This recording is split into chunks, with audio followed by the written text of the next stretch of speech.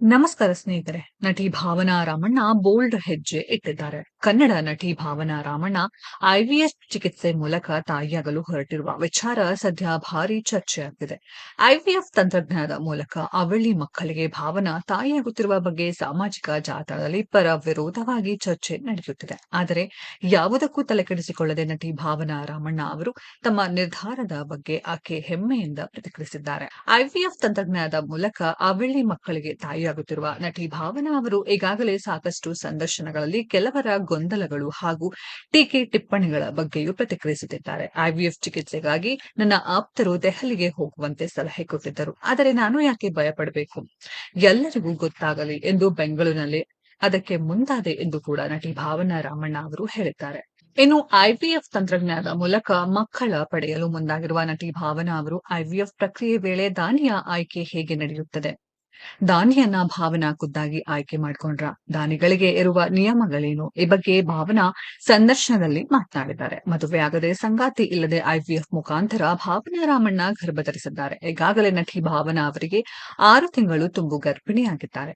ಇನ್ನು ಭಾವನಾ ಅವರಿಗೆ ಸೆಪ್ಟೆಂಬರ್ ಅಥವಾ ಅಕ್ಟೋಬರ್ ಮೊದಲ ವಾರದ ವೇಳೆ ಅವಳಿ ಮಕ್ಕಳಿಗೆ ನಟಿ ಭಾವನಾ ಅವರು ಜನ್ಮ ನೀಡಲಿದ್ದಾರೆ. ಸದ್ಯ ಭಾವನಾ ಅವರು ಐವಿಎಫ್ ಚಿಕಿತ್ಸೆ ಮೂಲಕ ತಾಯಿಯಾಗುತ್ತಿರುವುದಕ್ಕೆ ಸಾಕಷ್ಟು ಟೀಕೆ ಹಾಗೂ ಚರ್ಚೆಗಳ ನಡುವೆ ಭಾವನಾ ಅವರಿಗೆ ವೀರ್ಯವನ್ನ ದಾನ ಮಾಡಿದ್ದು ಯಾರು ಎಂಬ ಪ್ರಶ್ನೆ ಉದ್ಭವಿಸಿದೆ. ಈ ಬಗ್ಗೆ ನಟಿ ಭಾವನಾ ರಾಮಣ್ಣ ಅವರು ಸಂದರ್ಶನವೊಂದರಲ್ಲಿ ಮುಕ್ತವಾಗಿ ಮಾತನಾಡಿದ್ದಾರೆ. ಡೋನರ್ ಆಯ್ಕೆ ಬಗ್ಗೆ ಒಂದಷ್ಟು ನಿಯಮಾವಳಿಗಳಿವೆ.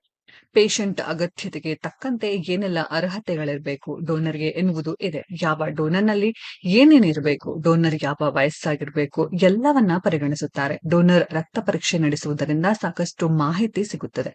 ಅವರ ದೈಹಿಕ, ಮಾನಸಿಕ ಹಾಗೂ ಕ್ರಿಮಿನಲ್ ಹಿನ್ನೆಲೆಯನ್ನ ಗಣನೆಗೆ ತೆಗೆದುಕೊಳ್ತಾರೆ ಎಂದು ನಟಿ ಭಾವನಾ ಹೇಳಿದ್ದಾರೆ. ಈ ಬಗ್ಗೆ ನಾನು ವೈದ್ಯರನ್ನ ನಂಬಿದ್ದೆ. ಅವರು ಹೇಳಿದ ಡೋನರ್ ಅನ್ನ ಒಪ್ಪಿಕೊಂಡೆ. ಆದರೆ ನಾನು ದಕ್ಷಿಣ ಭಾರತದ ಡೋನರ್ ಬೇಕು ಎಂದಿದ್ದೆ.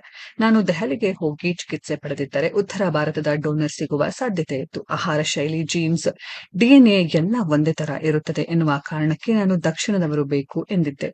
ಉಳಿದಂತೆ ನಾನು ಏನೂ ಕೇಳಲಿಲ್ಲ. ಈಗ ದೊಡ್ಡ ದೊಡ್ಡ ಆಸ್ಪತ್ರೆ, ಬ್ರ್ಯಾಂಡ್ಗಳಿವೆ. ಹಾಗಾಗಿ ಹೆಚ್ಚು ತಲೆಕೆಡಿಸಿಕೊಳ್ಳುವ ಅವಶ್ಯಕತೆ ಇಲ್ಲ ಎಂದು ನಟಿ ಭಾವನಾ ಹೇಳಿಕೊಂಡಿದ್ದಾರೆ.